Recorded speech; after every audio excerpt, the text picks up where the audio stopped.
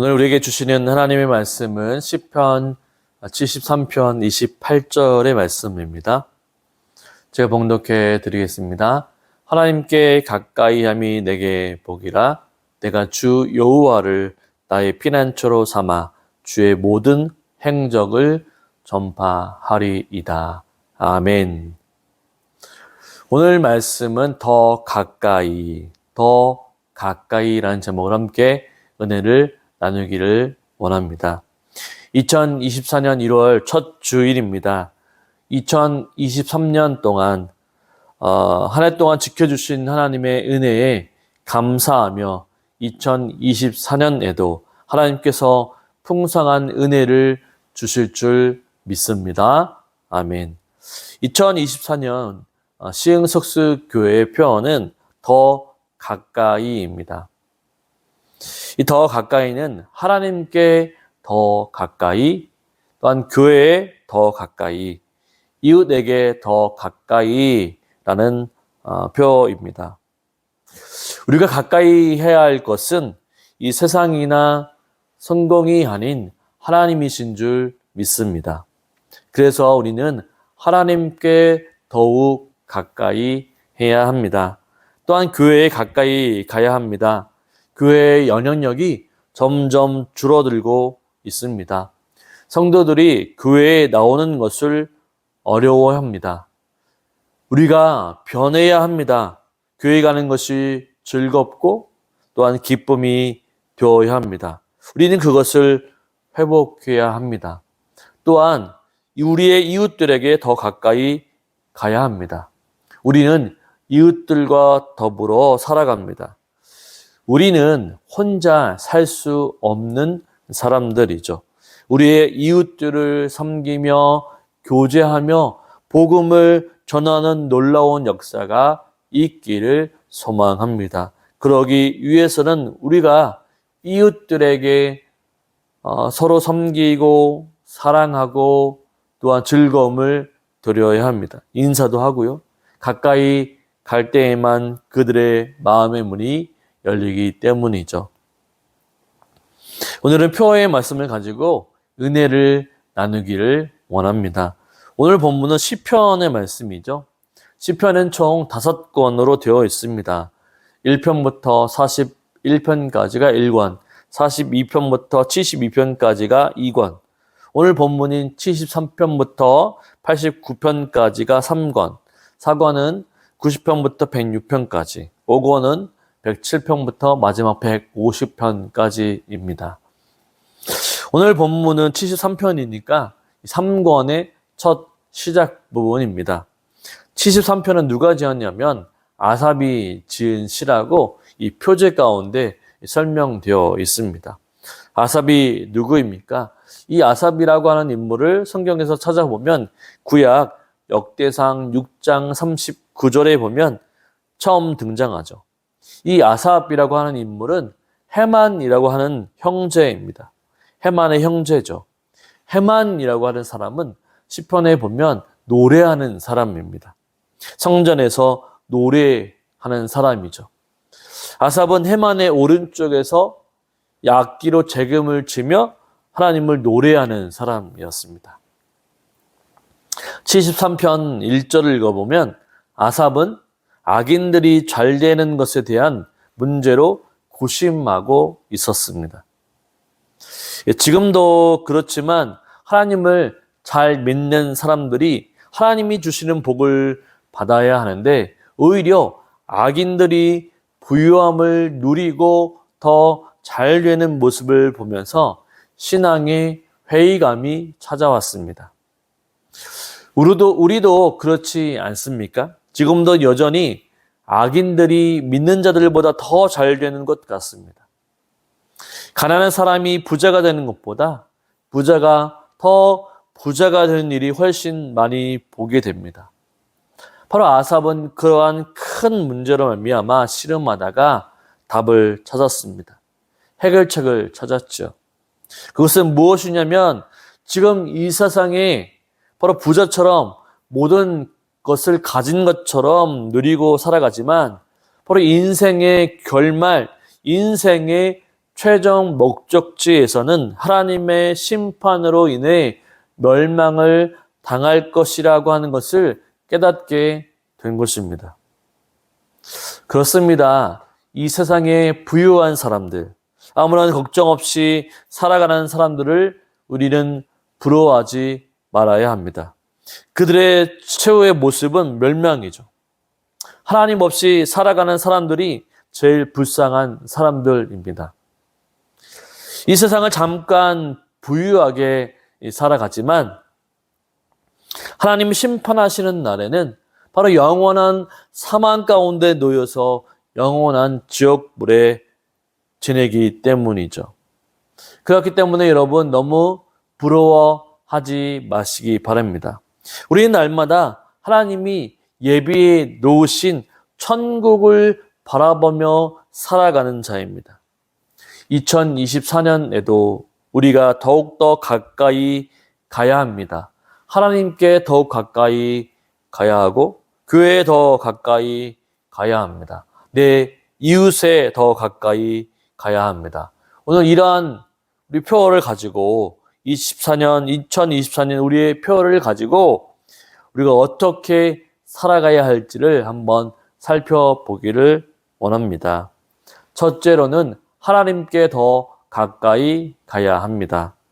28절의 말씀을 한번 읽어보겠습니다. 하나님께 가까이 함이 내게 복이라 내가 주 여호와를 나의 피난처로 삼아 주의 모든 행적을 전파하리이다. 아멘.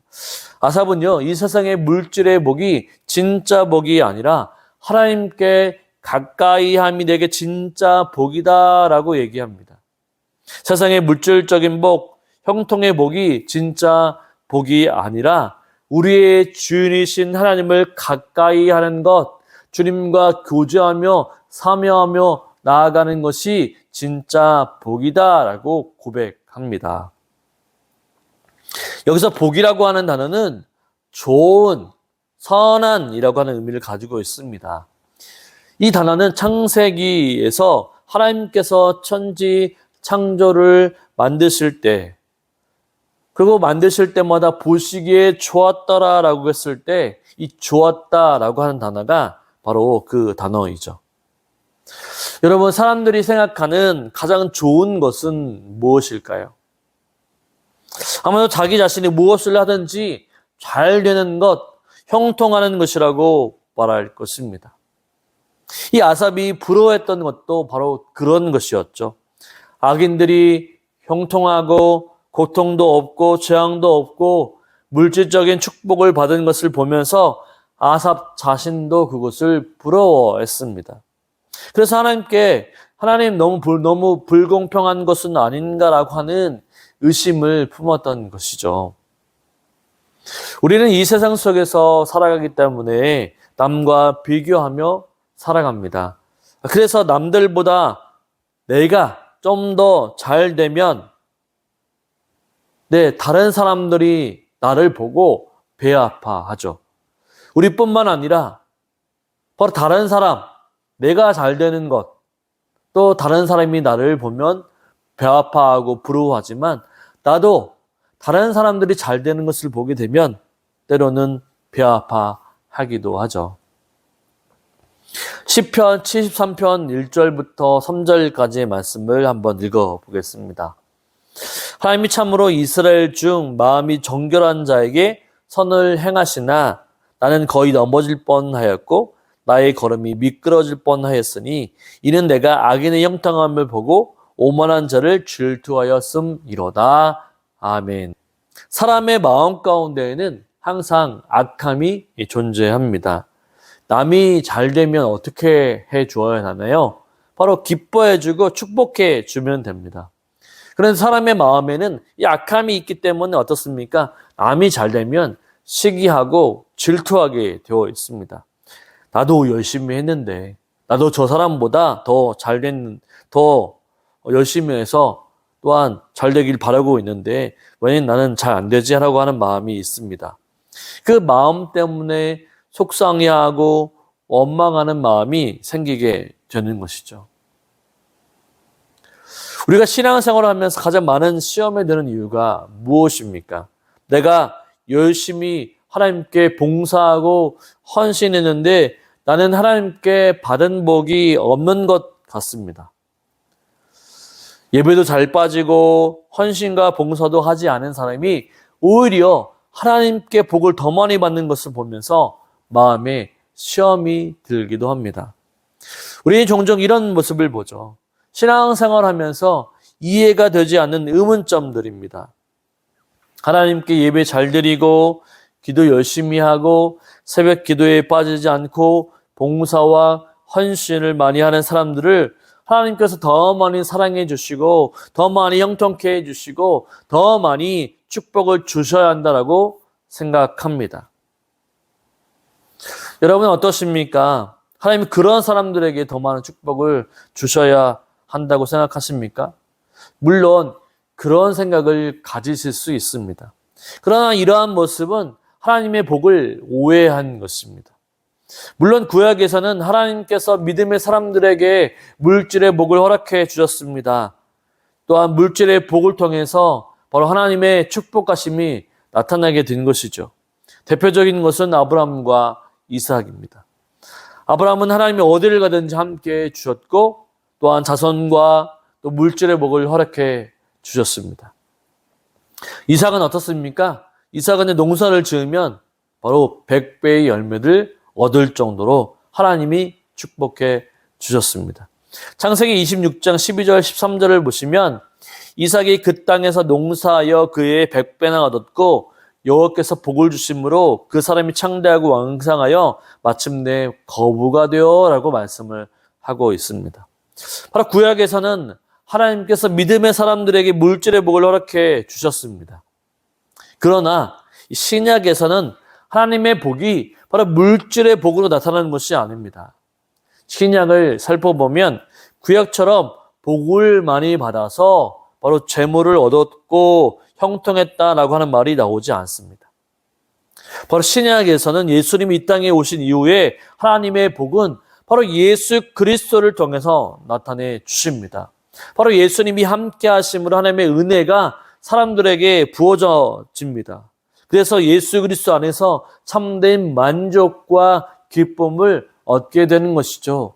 바로 구약에서는 하나님이 물질의 복을 주셨다고 한다면 이제 신약에서는 예수 그리스도와 함께 함으로 인해 얻어지는 놀라운 축복을 우리에게 주십니다. 여러분, 이 세상의 복은 잠깐의 기쁨을 줍니다. 이 갑자기 로또에 당첨이 돼서 벼락부자가 되었다고 한번 생각해 보십시오. 돈이 생길 때는 좋습니다. 그러나 몇 개월이 지나면 많은 돈으로 인해 기쁨이 사라지고 근심이 됩니다. 여러분, 이 세상의 것은 일시적인 것이어서 영원하지 않습니다. 곧 안개와 같이 금방 사라지는 것이죠. 그러나 영원하신 예수 그리스도와 함께하면 어떻습니까? 변함없이 신 예수님께서 우리에게 영원토록 함께하심으로 말미암아 영원한 기쁨과 감사와 또한 감격이 넘치는 은혜를 우리에게 부어 주십니다. 물질이 없어도 건강이 없어도 모든 일이 잘 되지 않아도 예수님이 없을 때에는 낭망하고 좌절하고 염려되지만 바로 예수님이 이제 우리와 함께 하심으로 인해 염려가 되지 않고 주님으로 인해 힘을 얻고 위로와 기쁨을 얻을 수 있게 되는 거죠. 찬송가 가사처럼 주님과 동행하니 그 어디나 하늘나라라고 고백할 수 있는 것입니다. 구약의 복은 물질적인 복으로 인해서 그 물질의 복이 빼앗기면 고통이지만 신약에서는 예수님이 함께 하심으로 인해 이제 물질이 없어도 우리의 육체적인 고난이 당해도 이제 주님과 동행하게 될 때 그 어디나 천국의 삶을 누릴 수 있다라고 신약은 고백하고 있는 거죠. 그렇습니다. 올 한 해 다른 어떤 것보다도 하나님을 더욱 가까이 해야 합니다. 인생의 성공을 위해 달려가기보다 신앙의 성공을 위해, 믿음의 성공을 위해 다른 것은 다 없어도 오직 하나님 없이는 살아갈 수 없는 존재가 바로 우리임을 기억합시다. 바로 그렇기 때문에 무엇보다도 하나님을 더욱 사모하고 하나님께 더욱 가까이 가는 한 해가 되었으면 좋겠습니다. 저는 구약의 요셉을 보면 한 가지 떠오르는 단어가 있습니다. 꿈이라고 생각하실 수 있겠지만 보다 더 근본적인 단어는 하나님이 함께 하셨다라고 하는 단어입니다. 하나님이 요셉과 함께 주셨습니다. 요셉이 애굽의 노예로 팔려갔을 때에도, 여러 가지 고난 가운데 놓여 있을 때에도 하나님이 요셉과 함께 주셨습니다. 하나님이 요셉이 힘들어할 때, 괴로울 때 하나님은 그를 절대로 외면하지 않았습니다. 오히려 그와 함께 하심으로 인해서 요셉이 하나님과 함께 함으로 인해 고난을 이겨냈던 것이죠. 그래서 애굽의 총리가 되어 이스라엘 민족을 흉년에서 살려내게 하는 놀라운 일을 만들어 내었습니다. 여러분, 하나님이 함께 하시면 절대 넘어지지 않습니다. 절대 흔들리지 않습니다. 오히려 고난과 역경을 이기고 담대하게 나아갑니다. 2024년 우리는 어디로 더 가까이 가려고 하십니까? 우리의 인생의 성공을 위해, 더 많은 돈을 얻기 위해, 건강과 부유함을 위해 그것을 목적으로 삼고 달려가려고 하십니까? 그렇다면 인생의 방향을 바꾸시기 바랍니다. 하나님께 인생의 방향을 바꾸어 올 한 해 우리 인생 중에서 하나님을 제대로 내가 섬기고 사랑하겠다라고 결단하며 내년보다, 그 이후보다도 내가 오늘 올 한 해는 더욱더 하나님을 가까이 하는 한 해가 되기를 원합니다라고 고백하며 그렇게 살아가기를 다짐하는 저와 여러분의 삶이 되시기를 주님의 이름으로 축원을 드립니다. 둘째로는 교회로 더 가까이 가야 합니다. 우리 28절 말씀을 읽어볼까요?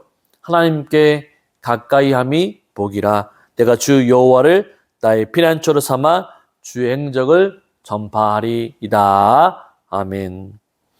우리는 하나님께 더 가까이 가야 할 뿐만 아니라 교회로 더 가까이 가야 합니다. 하나님은요, 공동체로 계십니다. 성부, 성자, 성령, 하나님이시죠. 삼위 하나님은 늘 언제나 함께 하시며 교제하시고 사랑하십니다. 분란이나 다툼이나 의견 충돌 없이 언제나 한 마음 한 뜻으로 힘을 합하여 나아가십니다. 삼위 하나님은 우리 성도들에게 공동체를 주셨는데 그 공동체가 바로 교회입니다. 하나님은 우리 교회 공동체에 속하게 하시고 우리를 그 안에서 교제하며 하나님을 노래하며 찬양할 수 있게 허락해 주셨습니다. 바로 예수님은 교회의 머리가 되시며 성도는 교회를 이루는 지체가 됩니다. 교회는 예수님의 몸인 것이죠. 그러므로 성도는 무엇보다도 교회를 사랑해야 하고 더욱 가까이 가야 합니다. 교회를 사모하는 사람이었다면 누구일까요? 저는 다윗이라고 생각합니다. 그는 시편 27편 4절에서 이렇게 고백하고 있습니다. 내가 여호와께 바라는 한 가지 일, 그것을 구하리니 곧 내가 내 평생에 여호와의 집에 살면서 여호와의 아름다움을 보며 그의 성전에서 사모하는 그것이라. 아멘. 다윗이 바로 바라는 한 가지 일이 있었는데 그것은 무엇이었냐면 성전을 사모하는 일이었습니다. 다윗은 왜 그토록 성전을 사모했을까요? 그 이유는 바로 성전이 교회의 몸이었고 하나님이었기 때문입니다. 바로 하나님을 사랑했기 때문에 성전을 사모하고 교회를 사랑하신 거죠. 여러분, 교회를 가까이 하려면 우리의 마음의 태도부터 변화되어야 합니다. 우리의 믿음이 약해져 있거나 형식적인 신앙이 되었다고 한다면 교회 가는 게 의무가 됩니다. 의무가 심해지게 되면 의미를 찾지 못해서 내가 예배에 가서 무슨 의미가 있나? 또한 내가 왜 교회 가야지라고 하는 신앙의 회의감이 찾아오죠. 그래서 우리 내면에 있는 이 마음의 태도를 변화시켜서 의무가 아니라 하나님을 사랑하는 마음으로 변화시켜야 합니다. 하나님을 사랑하게 되면 바로 자동적으로 교회를 사랑하게 되어 있습니다. 왜냐하면 그곳에 하나님의 임재가 있기 때문이죠. 하나님이 그곳에서 만나 주시기 때문입니다. 교회 하나님께 예배하고 교회 하나님께 기도하고 하나님의 말씀을 듣고 하면서 하나님과 교제하기 때문에 하나님을 경험하기 때문에 교회에 더 가고 싶은 것이죠. 제가 학창 시절에 여름 수련회 때 은혜를 받고 이 중고등부 학생들과 교회에 저녁에 모여 예배하고 기도하고 말씀을 나누었습니다. 이 저녁에 아이들과 함께 기도하고 교회에서 자고 이 새벽 기도에 마치고 집에 돌아가는 여정을 한 3개월 정도 지속이 되었습니다. 그때 학생들이 바로 신학도 하고 지금 보면 목회자가 되고 또 사모가 된 친구들이 꽤나 많이 있습니다. 하나님께서 은혜를 받고 변화가 되면 자동적으로 하나님이 임재하시는 교회를 사랑하게 되어 있습니다. 교회를 더욱 가까이 합니다. 이 사도행전에 보면 초대교회의 모습들을 보십시오. 그들은 로마의 압제에서도 굴하지 않고 모였습니다. 모여서 예배하고 교제했습니다. 너무 단순했죠. 모이면 예배하고 기도하고 찬양했습니다. 그 속에서 성령의 역사가 있었고 부흥이 있었습니다. 또한 히브리서 기자는 히브리서 10장 25절에 보면 이렇게 말씀하죠. 모이기를 펴하는 어떤 자들의 습관과 같이 하지 말고 오직 권하여 그날이 가까움을 볼수록 더욱 그리하자. 아멘. 말세에 점점 모이기를 싫어합니다. 왜 그렇죠? 세상이 교회보다 더 적기 때문이죠. 교회에 나오는 것보다 세상에서 즐기고 유익한 것이 더 많기 때문이라고 생각합니다. 그래서 교회에 가면 바로 아무런 이익이 없다고 생각하니 교회에 모이지 않습니다. 요즘 같으면 교회는 세상의 비판을 받는 곳입니다. 혐오, 시설이죠. 그래서 기독교인이라고 말하는 것도 참으로 부끄러울 때가 많이 있습니다. 여러분, 점점 믿음을 갖기가 어려운 시대입니다. 그리고 성도들도 교회에 모이지 않습니다. 부흥회를 하고 성경 공부를 하고 양육을 하고 기도회를 한다고 해도 모이지 않습니다. 성경이 말하는 말세의 징조들이죠. 저와 여러분은 2024년에 바로 더욱더 교회를 사랑하고 교회에 더욱 모여 기도하기를 힘쓰시기를 바랍니다. 교회를 더욱더 가까이 하십시오. 마음에 어려움이 있다고 한다면 하나님께서 내 마음을 변화시켜 달라고 기도하시기를 바랍니다. 그래서 하나님 내게 은혜를 부어 주시옵소서. 하나님을 경험하게 하여 주시옵소서. 그래서 교회를 더욱더 사랑할 수 있게 해달라고 기도하며 나아가실 수 있는 저와 여러분의 삶이 되시기를 주님의 이름으로 축원을 드립니다. 셋째로는 이웃에게 더 가까이 가야 합니다. 우리 28절 말씀을 다시 한번 읽어보겠습니다. 하나님께 가까이 함이 내게 복이라. 내가 주 여호와를 나의 피난처로 삼아 주의 모든 행적을 전파하리이다. 아멘. 우리는 이웃에게 더 가까이 가야 합니다. 우리는 우리의 이웃과 함께 살아가고 있습니다. 우리가 우리 주변에 보면 우리의 주변에 만나는 사람들이 다 우리의 이웃입니다. 하나님은 우리에게 이웃을 우리에게 허락하여 주셨습니다. 구약과 신약의 하나님은 강조하신 부분이 있죠. 내 이웃을 내 자신과 같이 사랑하라. 자주 말씀하셨습니다. 그리스도인들은 자신을 사랑하듯 내 이웃을 섬기고 사랑해야 할 의무가 있습니다. 그런데 우리는 자주 우리 이웃들에 대해서 낯선 이방인처럼 취급하는 경향이 있습니다. 엘리베이터에서도 마주쳐도 인사하지 않습니다. 옆에 살면서도 인사도 하지 않고 말도 섞지 않습니다. 아는 체하기 싫고 또한 나를 알리는 것도 싫어하기 때문이죠. 편리주의 시대, 개인주의가 심한 시대에 우리는 살고 있습니다. 그래서 요즘 함께하는 공동체 활동이 유행이 되는 것 같습니다. 혼자 살다 보니 너무 외롭기 때문에 바로 혼자도 많이 해보지만 혼자 하는 것은 재미가 없기 때문에 이제 함께 모여서 의미를 찾고 목적을 찾고 협력하고 교제하기도 하죠. 그래서 함께하는 공동체들을 많이 찾기도 합니다. 운동을 같이 하는 공동체, 또한 요리를 같이 하는 공동체, 독서를 같이 하는 공동체 등 말입니다.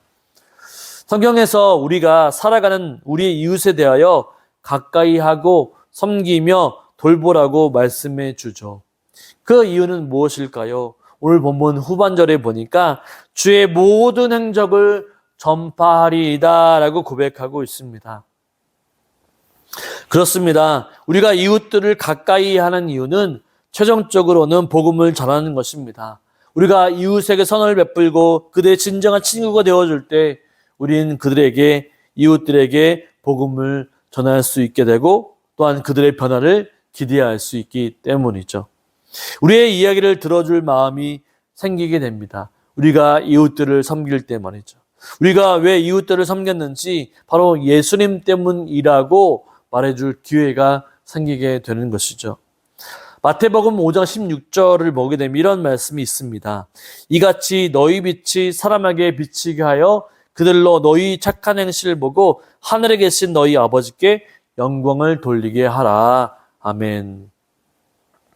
우리가 말하지 않아도 선을 베풀고 의를 드러나게 되면 세상의 사람들도 예수님을 믿는 사람들이구나라고 생각합니다. 로마 교회를 생각해 보십시오. 로마의 압제 속에서도 교회가 부흥할 수 있었던 이유는 그리스도인들이 로마인들을 섬기고 사랑하고 은혜를 베풀었기 때문이죠. 로마의 전염병이 돌았을 때 다른 사람들은 피하고 도움을 주지 않았지만 바로 그리스도인들은 로마 사람들을 치료하고 돌보고 섬겼습니다. 그래서 사람들은 그리스도인들은 다르구나 라고 생각했고 나도 이 믿음을 가지면 어떨까라고 생각했다는 것이죠. 많은 사람들이 예수님을 믿게 되었고 교회는 점점 부흥했습니다. 여러분, 우리는 이웃들에게 가까이 가야 합니다. 복음을 전하기 위해 가까이 가는 것이 최종 목적이지만 그러나 사랑이 먼저이고 진정한 친구가 되는 것이 먼저입니다. 저는 이곳에 작년 1월에 이사를 오고 어떻게 이웃들과 교제할 수 있을까 고민하던 중에 경로당에 찾아가기도 하고 자원봉사하는 곳도 방문해 보았습니다. 그러던 중에 또한 동을 위해서, 마을을 위해서 또한 봉사할 기회를 얻게 되었죠. 함께하는 이웃들이 있는데 교회를 또 다녀보신 분이거나 또한 천주교이거나 무교인 분들도 봉사하는 이런 중에는 꽤나 많았습니다. 그런데 제가 생각했던 것들보다도 함께 봉사하는 사람들이 되게 순수하고 진실했습니다. 제가 개척교회 목사라고 하는 것을 또한 다 알게 되었죠. 그래서 물어봅니다. 교회가 어디냐? 성도가 몇 명이냐? 어떻게 목회하냐? 이런 질문부터 시작해서 자신들도 예전에 교회를 다녔다. 자신의 가족 중에 목사님도 계신다. 이런 말을 하기도 하죠. 시간이 걸려서 점점 친해졌습니다. 점점 친해지고 교제하다 보니 이제는 복음을 전해야 되겠다라고 또한 믿음을 가져보시라고 말을 해야겠다라고 하는 그런 단계까지 이르게 되었습니다. 여러분, 우리 이웃들은 너무나도 순수하고 정말 좋은 분들이 참으로 많이 있습니다. 이들과 인사도 나누시고 교제도 해보시기 바랍니다. 맛있는 것도 나누고 지역의 봉사들도 참여해 보시기 바랍니다. 그리고 세상의 사람들과 같이 함께 교제하며 나아가시길 바랍니다. 분명히 하나님께서 역사해 주실 것입니다. 믿음을 가지지 못하는 자들에게 분명히 복음이 전해지게 될 것입니다. 2024년 우리의 이웃들에게 더 가까이 가서 그들에게 사랑을 전하고 또한 섬김을 통해 예수 그리스도의 사랑을 보여줄 수 있기를 원합니다. 그리고 난 다음 하나님의 복음이 우리 이웃들에게 영향력이 펼쳐질 수 있도록 복음을 증거할 수 있는 저와 여러분의 삶이 되시기를 주님의 이름으로 축원을 드립니다. 2024년 하나님께 더 가까이, 또한 교회에 더 가까이, 이웃에게 더 가까이 가는 우리 시흥석수 교회, 또한 우리 성도 여러분, 또한 함께하는 여러분, 우리 성도 여러분, 모든 여러분들 삶 가운데 이러한 표를 가지고 나아갈 수 있으시기를 주님의 이름으로 축원을 드립니다. 아멘.